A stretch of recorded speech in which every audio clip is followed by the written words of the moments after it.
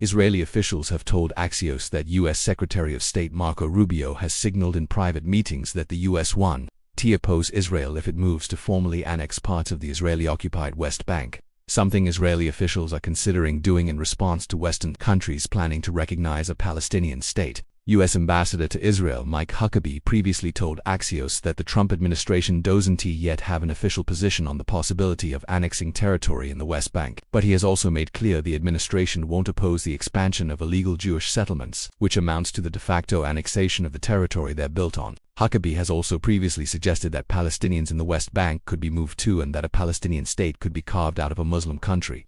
Israeli Finance Minister Bezalel Smotrich, a West Bank settler himself, proposed a plan on Wednesday for Israel to annex 82% of the Palestinian territory. He said in a statement that the plan aims for maximum territory and minimum Arab population.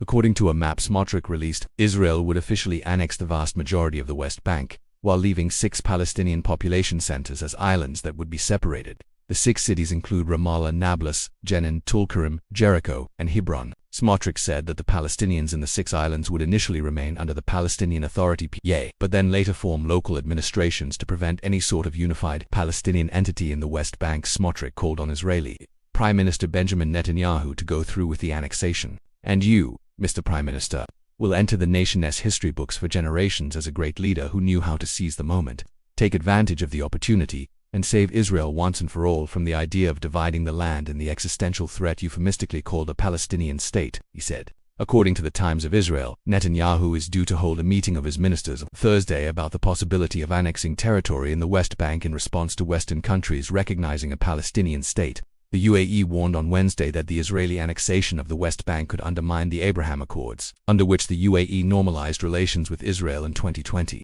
"We call on the Israeli government to suspend these plans. Extremists of any kind cannot be allowed to dictate the region's trajectory. Peace requires courage, persistence, and a refusal to let violence define our choices," Lana Nusseibeh, a UAE official, told Reuters.